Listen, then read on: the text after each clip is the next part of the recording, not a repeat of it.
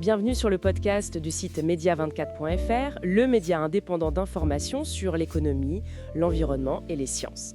Je suis l'animatrice de ce podcast. Aujourd'hui, on part en Alaska.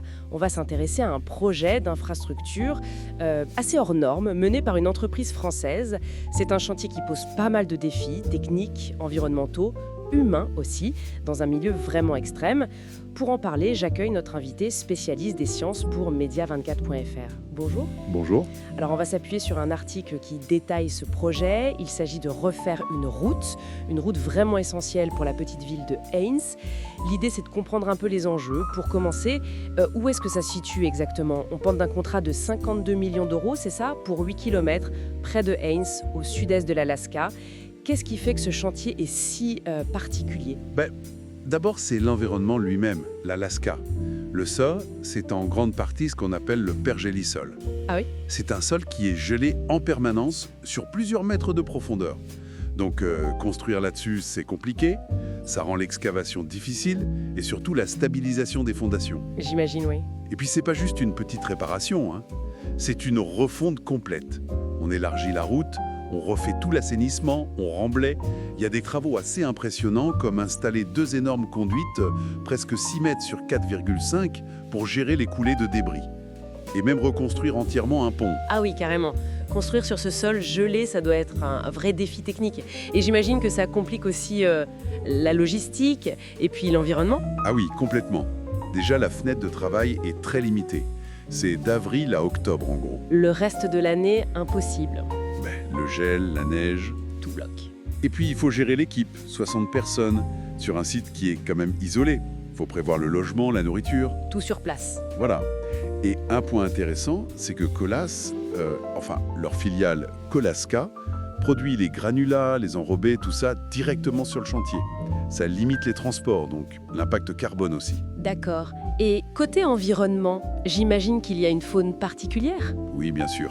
Il faut composer avec les élans, les grizzlies, qui sont prioritaires d'ailleurs. Ah bon, prioritaire. Oui, le chantier doit s'adapter, parfois s'arrêter si besoin. Et puis, il y a tout un travail pour recycler des matériaux, restaurer les cours d'eau, protéger les oiseaux migrateurs. Incroyable de devoir stopper un chantier pour un élan. L'article souligne aussi beaucoup l'importance de cette route pour les habitants de Haines.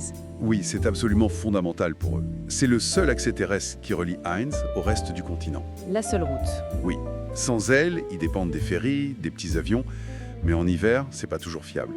Donc cette route, c'est leur lien pour l'école, les magasins, les urgences médicales. C'est vraiment leur ligne de vie.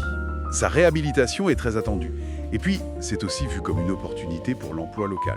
On imagine difficilement être à ce point isolé une partie de l'année. L'article parle aussi d'une collaboration avec les peuples autochtones, les Tlingits. Oui, effectivement. La région, c'est leur territoire historique. Donc Colas travaille avec eux en concertation. Pour faire quoi, par exemple ? Pour identifier et puis préserver les sites qui ont une importance culturelle ou les zones de chasse traditionnelles. Ça peut vouloir dire qu'on adapte un peu le tracé de la route ou les méthodes de construction, après discussion. C'est une dimension humaine importante, en effet. Pour replacer un peu tout ça dans son contexte, il faut rappeler que l'Alaska, c'est immense, mais le réseau routier est très limité. Oui, très peu de routes pour un territoire aussi vaste. Et Colaska, la filiale de Colas, c'est le leader là-bas, justement, parce qu'ils ont cette expertise des conditions extrêmes. Colas, le groupe, est un acteur mondial du BTP, bien sûr. Donc si on résume un peu, ce chantier en Alaska, c'est vraiment un concentré de défis. Techniques, avec ce fameux sol gelé, logistiques à cause de l'isolement, environnementaux, avec la faune, les écosystèmes à préserver, et puis humains, parce qu'il faut maintenir cet accès pour la communauté tout en respectant la culture autochtone. C'est exactement ça. Ça montre bien que les grands projets d'aujourd'hui, surtout dans des zones comme ça, sensibles, ça dépasse la simple ingénierie. Il faut vraiment intégrer les aspects environnementaux et sociaux pour que ça fonctionne et que ce soit accepté. Merci beaucoup pour cet éclairage très précis. Ça amène à réfléchir d'ailleurs. Est-ce que ce type de projet d'ingénierie extrême, même s'il est nécessaire pour désenclaver, est vraiment soutenable sur le long terme, écologiquement et économiquement, avec le changement climatique qui fragilise justement ces régions polaires? C'est une question qui va bien au-delà de l'Alaska. Merci pour votre écoute et retrouvez plus d'actualités sur media24.fr.